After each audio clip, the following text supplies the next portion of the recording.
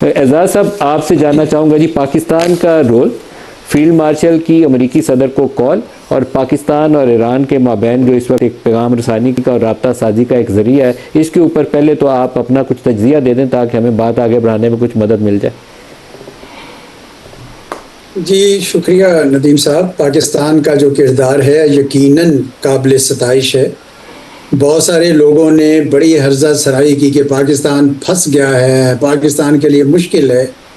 کوئی مشکل نہیں ہے جب نیت ٹھیک ہو۔ پاکستان کیا چاہتا تھا؟ پاکستان یہ چاہتا تھا کہ ایران ہمارا ہمسایہ ہے، سعودی عرب اور دوسرے ممالک جو ہیں ہمارے بڑے قریبی دوست ہیں، ان کے درمیان جنگ نہیں ہونی چاہیے، اور وہی کردار ہم نے ادا کیا ہے۔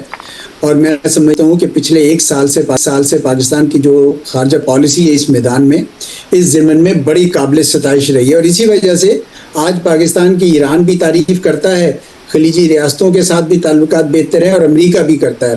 تو میں سمجھتا ہوں کہ پاکستان کو یہ کردار جاری رکھنا چاہیے، بجائے اس کے کہ کسی ایک فریق کے حق میں جنگ میں شریک ہو جائے۔ اس سے کوئی فائدہ نہیں ہوگا، اور ہمیں جنگ رکوانی ہے۔ اس کا امپیکٹ پوری دنیا پہ ہے، پاکستان پہ بھی ہے، اور خصوصاً ان ممالک کے اپنے اندر بڑی تباہی ہو چکی ہے۔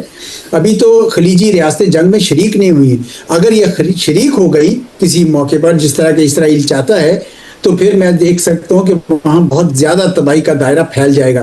اس لیے بہتر ہوگا کہ یہ ساری پارٹیز کے لیے کہ یہ کوئی نہ کوئی کسی نہ کسی قسم کا سمجھوتا جو ہے وہ کر لیں، امن کی طرف چلیں۔ امریکہ نے جو البتہ شرائط لگائی ہیں وہ بہت ہی زیادہ سخت شرائط ہیں۔ مجھے یقین تھا کہ ایران ان کو نہیں مانے گا، اور ایران نے بھی اپنی اسی قسم کی شرائط پیش کر دے گا کہ جی آپ ہمارے لیے اکنامک سینکشنز بھی ہٹائیں، بیسز جو علاقے میں آپ نے رکھے ہوئے ہیں سارے واپس لے کے جائیں، اسرائیل کے اوپر سے ہاتھ روک لیں، وغیرہ وغیرہ۔ لیکن ڈپلومیسی جو ہے وہ جاری رہنی چاہیے، اور اس کے ذریعے کوئی نہ کوئی کہیں نہ کہیں کوئی کامن گراؤنڈ جو ہے وہ ڈھونڈنی پڑے گی، اور میرے خیال میں ڈھونڈنی چاہیے۔ اور پاکستان اگر اس میں کوئی کردار ادا کر سکتا ہے تو میں سمجھتا ہوں کہ یہ سب سے احسن ہوگا۔